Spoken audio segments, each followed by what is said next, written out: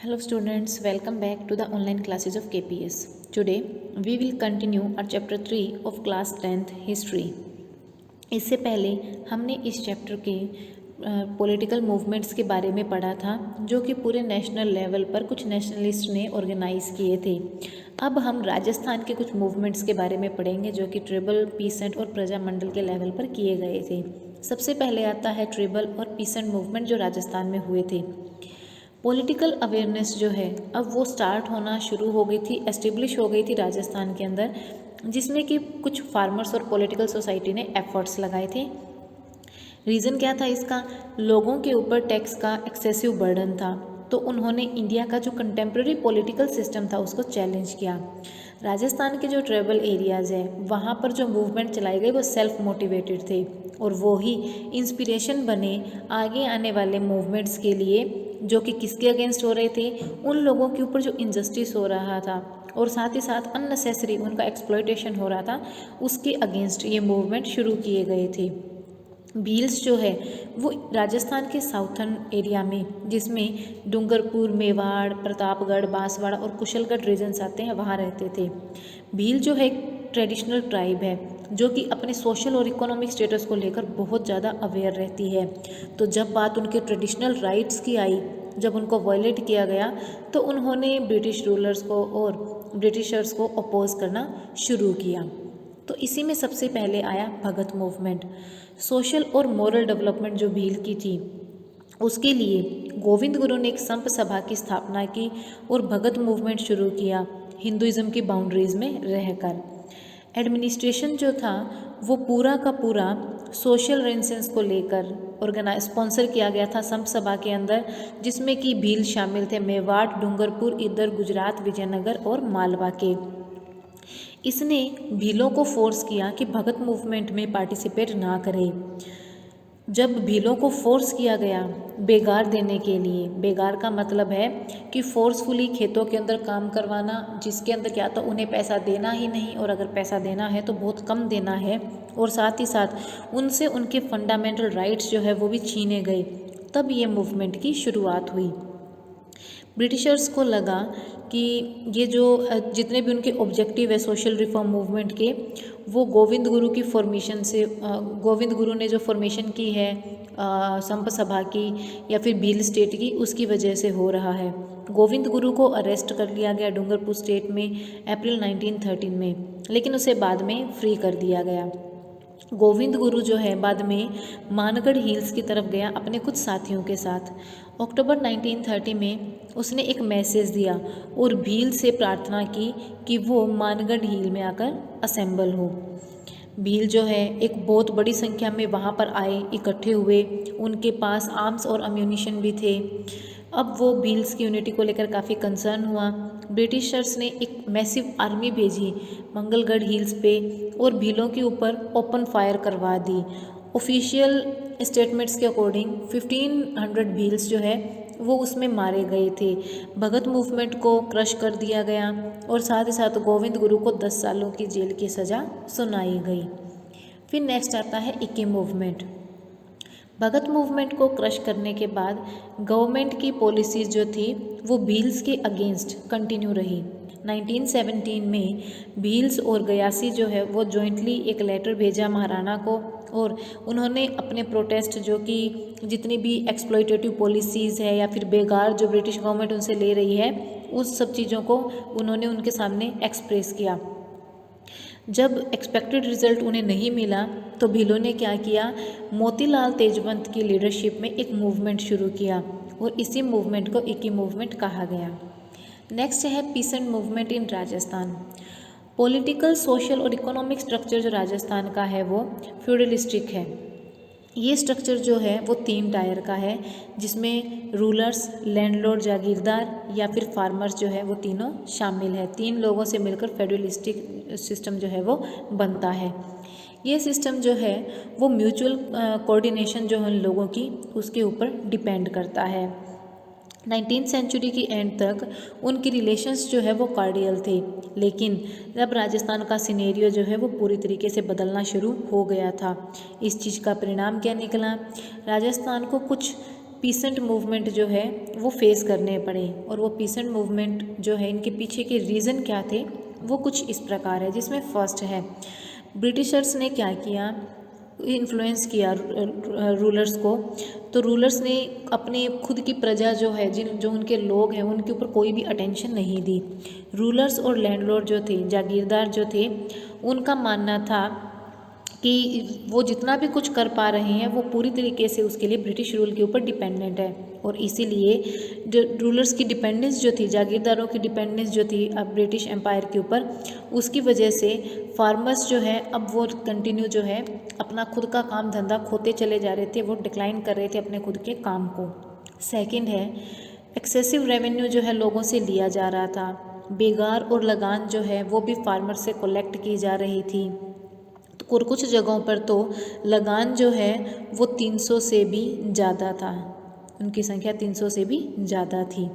और इसी पीरियड में एक और चेंज आया, वो क्या था, एग्रीकल्चरल लेबर जो थे वो क्या हो गया था, सिग्निफिकेंटली उनके साथ क्या हुआ, वो एग्रीकल्चर के ऊपर डिपेंडेंट रह गए। और साथ ही साथ जब एग्रीकल्चर के ऊपर वो लोग डिपेंडेंट थे, अब उन्हें एक प्रकार से लेबर का काम करना पड़ रहा था। पहले वो एग्रीकल्चर कर रहे थे, लेकिन अब उन्हें फोर्स किया जा रहा था कि उन्हें दूसरों के खेतों में मजदूरी करनी पड़ेगी। तो अब क्या हुआ, उनका ऑक्यूपेशन जो है उससे उनको डिस्प्लेस कर दिया गया। और इसी एग्रीकल्चरल लेबर के इंक्रीज होने की वजह से जागीरदार जो है अब वो एरोगेंटली बिहेव करना शुरू कर दिया था। नेक्स्ट है कॉस्ट जो है एग्रीकल्चर प्रोड्यूस की वो बढ़ा दी गई थी, और जो बेनिफिशियल फार्मर्स के लिए नहीं थी। मतलब उन्हें जो चीज़ खरीदनी है वो तो उन्हें महंगी मिलेगी, लेकिन जब उन्हें अपना प्रोडक्ट बेचना है तो वो उन्हें कम कीमत में बेचना पड़ेगा। और इसी तरह से प्राइस जो है फार्मर्स के सामानों को खरीदने का, सेविंग्स का, वो रिड्यूस होता चला गया। और जो सामान उन्हें खरीदने थे उनका प्राइस बढ़ता चला गया। तो फार्मर्स को किसी भी तरीके का कोई भी प्रॉफिट नहीं मिल रहा था। और जागीरदार जो है वो रेगुलरली टैक्स भी कलेक्ट कर रहे थे अपने कमोडिटीज़ से। तो इससे क्या हुआ, किसानों की स्थिति जो है और ज़्यादा ख़राब होती चली गई। Next is British administration system adopt करने के बाद जो काइंड और पैटर्नल आउटलुक जो था जागीरदारों का फार्मर्स के लिए, वो पूरी तरीके से चेंज हो गया। क्योंकि अब वो किसानों के लिए उतने अच्छे नहीं थे जितने वो पहले थे, क्योंकि अब वो पूरे ब्रिटिश रूल्स और पॉलिसीज़ को फॉलो कर रहे थे। सो इसमें फर्स्ट आता है बिजोलिया पीसेंट मूवमेंट, जो कि भीलवाड़ा में हुआ था। बिजोलिया पीसेंट मूवमेंट जो है वो राजस्थान के जितने भी पीसेंट मूवमेंट है उनका लीडर था। मोस्टली फार्मर्स जो थे इस रीजन के वो धाकर कास्ट के थे। 1894 में जब राव गोविंद दास की जो बिजोलिया के थे उनकी डेथ का टाइम था, फार्मर्स जो है वो जागीरदारों के ऑपोजिट नहीं थे। लेकिन 1894 में जो नए अपॉइंटेड जागीरदार थे, जिसमें किशन सिंह नाम आता है, उसने कुछ सेवरल चेंजेस लाए। ठिकाना जो जिसको स्टेट भी कहते हैं, और जागीर के अंदर जो कि उसकी पॉलिसीज़ थी उसको उन्होंने बदल दिया। इसी टाइम पे अराउंड 87% इनकम जो थी फार्मर की, वो जागीरदारों ने 84 टाइप के टैक्सेस और रेवेन्यूज़ के थ्रू ले ली। और इसके बाद भी उन्हें बेगार करने के लिए फोर्स किया जा रहा था। 1897 में जब गंगाराम धाकर के पिता की गांव गिरधारपुर में डेथ हुई थी, तो हज़ारों की संख्या में फार्मर जो है वहाँ पर इकट्ठे हुए और अपने ग्रीवेंसेस जो थे, जो महाराणा था मेवाड़ का, उसको बताए। इन सबको सुनने के बाद महाराणा ने क्या किया, असिस्टेंट रेवेन्यू ऑफिसर जिसका नाम था हमीद हुसैन, उसको अपॉइंट किया। और उसने कहा कि रेवेन्यू और बेगार को लेकर जितनी भी कंप्लेन है उनकी एग्जामिन करें, उनके बारे में देखें कि क्या ये सही है या नहीं है।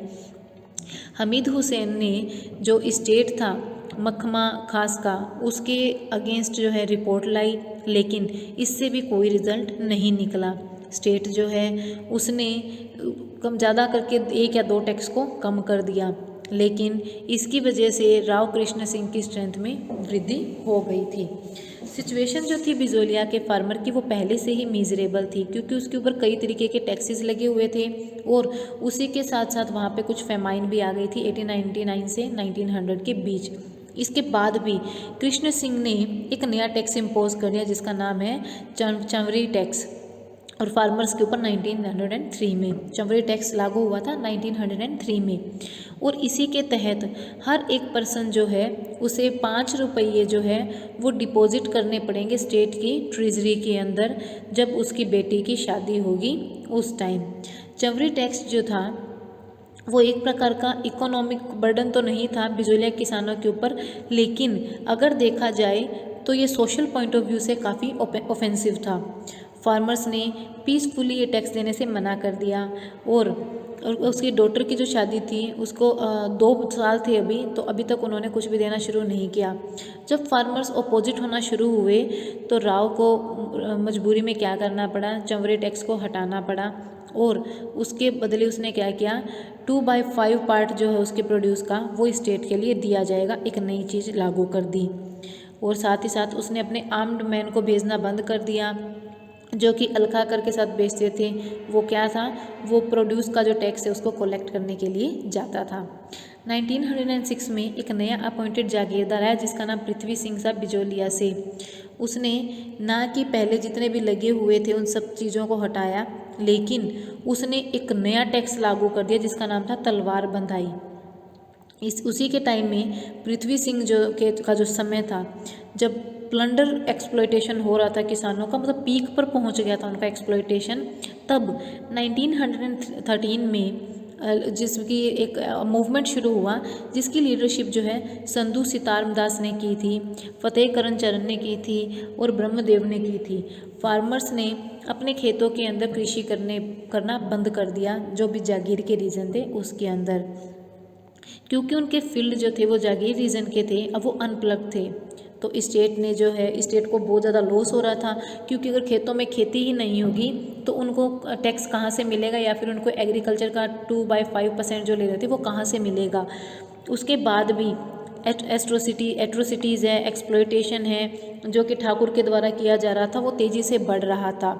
और फतेह करण और ब्रह्मदेव जो थे वो इस चीज़ से बहुत ज़्यादा गुस्सा हो गए और उन्होंने बिजोलिया को छोड़ दिया। और साधु सीताराम दास जो है उसने अपनी लाइब्रेरी की जॉब जो थी वो उससे हटा दिया गया। तो ये एक सेल्फ मोटिवेटेड पीसेंट मूवमेंट था जिसे कि साधु सीताराम दास ने शुरू किया था, लेकिन 1930 तक आते आते ये अनसक्सेसफुल रहा।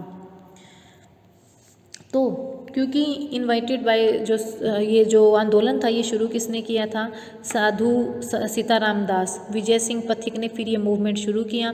और 1917 में जब हरियाली अमावस्या का टाइम था उसने एक एसोसिएशन बनाई जिसका नाम है ऊपरमाल पंच बोर्ड, जो कि विलेज जो है बैरीसाल वहाँ बनाई गई। इस मूवमेंट के तहत जो जितनी ब्रेवरी जो है किसानों को वो दिखानी थी और अपनी यूनिटी दिखानी थी।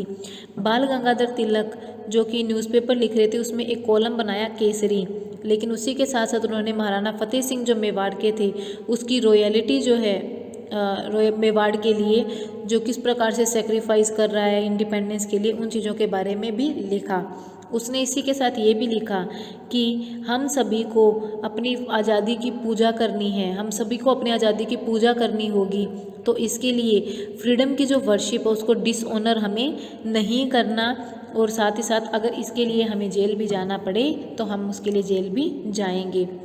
और उसी दूसरी तरफ बिजोलिया फार्मर जो थे उन्होंने एक सॉन्ग गाया जिसका नाम है पंचीरा, जिसे कि मणिके लाल वर्मा ने कंपोज किया था, वो भी लोगों के द्वारा गाया गया। दूसरी तरफ प्रज्ञ चक्षु भंवरलाल जो स्वर्णकार थे वो भी एक विलेज की तरफ जा रहे थे जहाँ पे कि अपनी कविताओं से वो लोगों के बीच में आज़ादी की भावनाओं को जला रहे थे। और इसी ऑब्जेक्टिव के तहत लोगों के अंदर बिजोलिया के लोगों में नेशनलिज्म की भावना जगाई जा रही थी। पथिक जो है उसने एक एसोसिएशन बनाई जिसका नाम था ऊपरमाल सेवा समिति, और साथ ही साथ उसने पंचायत पेपर जिसका नाम था ऊपरमाल का डंका वो भी पब्लिश करना शुरू किया। साथ ही साथ उसने पूरे इंडिया के अंदर मूवमेंट को प्रमोट करने के लिए पथिक ने सिल्वर ब्रेसलेट जिस पे गणेश शंकर विद्यार्थी जो न्यूज़पेपर का एडिटर था प्रताप जो कानपुर से था, उसके बिहाफ में भी फार्मर्स को लेटर्स भेजे, उसके बारे में बताया। गणेश शंकर विद्यार्थी जो था उसने उस ब्रेसलेट को एक्सेप्ट किया और साथ ही साथ इस आंदोलन में आने के लिए प्रॉमिस भी किया। प्रताप जो है वो एक न्यूज़पेपर था जो कि नेशनल आइडेंटिटी था बिजोलिया पीसेंट मूवमेंट के लिए। तो ये पब्लिक मूवमेंट जो मेवाड़ का था उसके अंदर प्रेमचंद की जो नॉवल है रंगभूमि, इसने भी बिजोलिया पीसेंट मूवमेंट को काफ़ी ज़्यादा रिफ्लेक्ट किया। फिर अप्रैल 1919 में उदयपुर स्टेट गवर्नमेंट ने एक कमीशन के बनाया जिसकी चेयरमैनशिप की थी मंडलगढ़ हकीम बिंदुलाल भट्टाचार्य ने, जो कि बिजोलिया के फार्मर्स की कंप्लेंट सुनने के लिए बनाई गई थी। कमीशन जो है उसने बहुत सारी रिकमेंडेशन जो है एडवोकेट किए जिससे कि फार्मर्स को बेनिफिट मिले, और लेकिन मेवाड़ गवर्नमेंट ने उनकी तरफ कोई भी अटेंशन नहीं दिया। तो मूवमेंट जो है वो पहले की तरह कंटिन्यू चलता रहा।